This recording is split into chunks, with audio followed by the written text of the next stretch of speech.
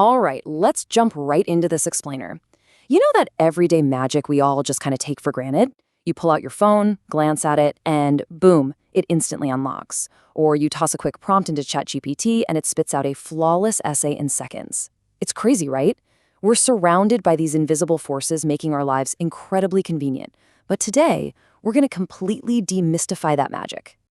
Seriously, think about it for a second. How does your phone actually know it's your face? It feels a lot like sorcery.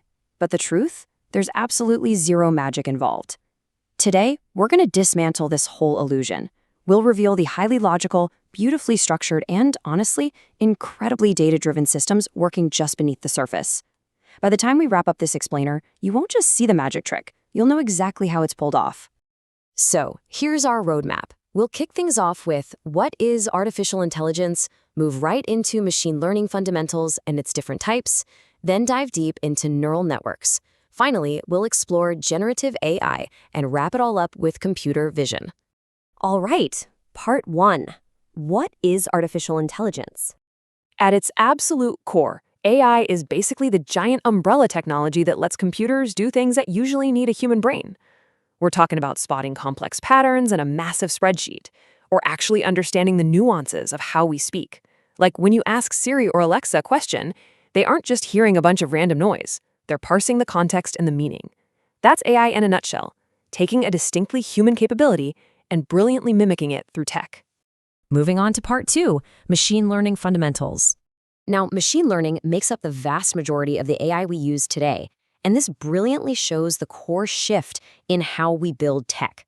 Look, in traditional programming, humans write the rules, feed in the data, and the computer spits out an answer. Simple enough, right? But with machine learning, we flip that entirely on its head. We feed the machine past data and the past answers, and get this, it discovers the rules and the logic all by itself. It literally learns from the data, instead of just blindly following our hard-coded instructions, a total game changer.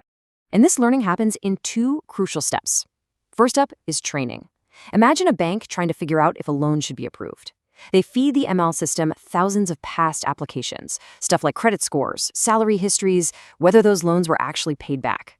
The machine digs in and learns those hidden patterns. Then, step 2, inference. When a brand new applicant walks through the door, the system applies those learned patterns to make a highly accurate prediction on that new data.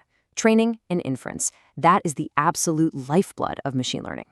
Okay, part 3, types of machine learning. So, there are 3 main pillars here: supervised learning, unsupervised learning, and reinforcement learning. They mostly differ by what kind of data they're fed right at the start and what their ultimate end goal is. Let's break them down. Supervised learning is all about using clearly labeled data to map inputs to specific outputs. This splits into 2 main buckets. First, classification.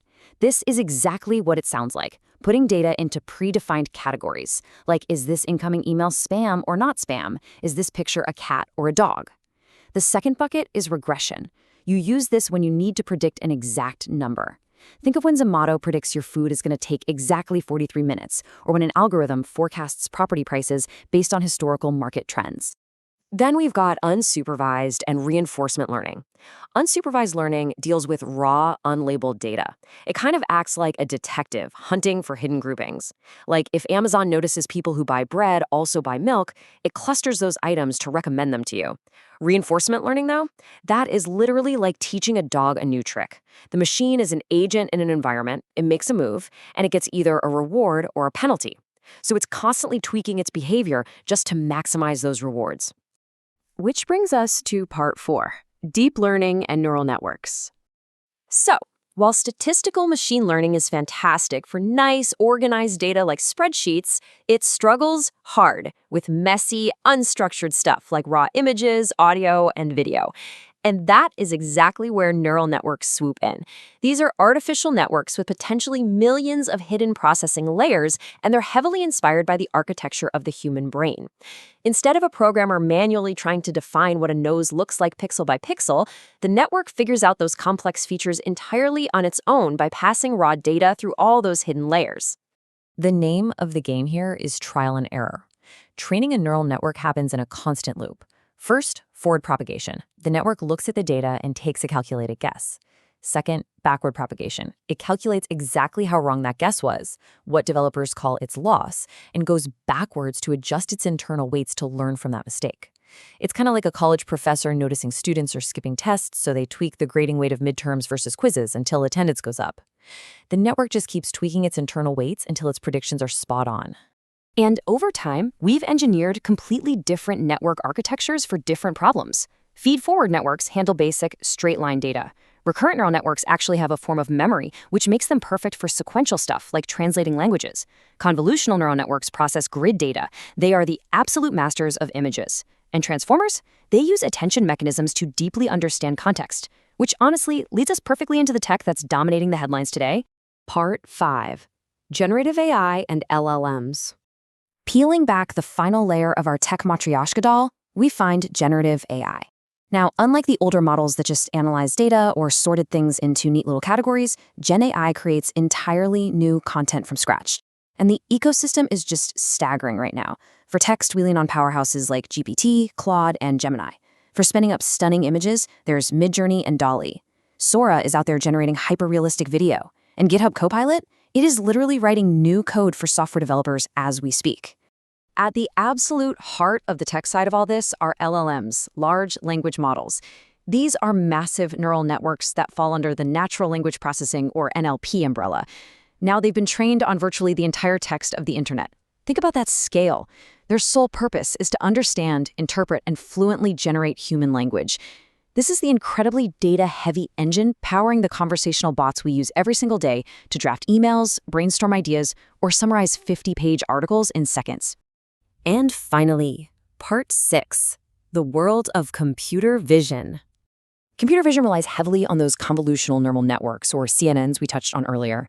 By mathematically processing visual data through complex pixel grids, CNNs are the exact tech powering the Face ID that unlocks your phone.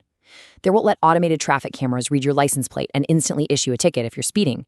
They literally act as the eyes of self-driving cars navigating complex city streets. So you see, we've gone from the raw mathematical logic all the way back to the everyday real-world magic we started with.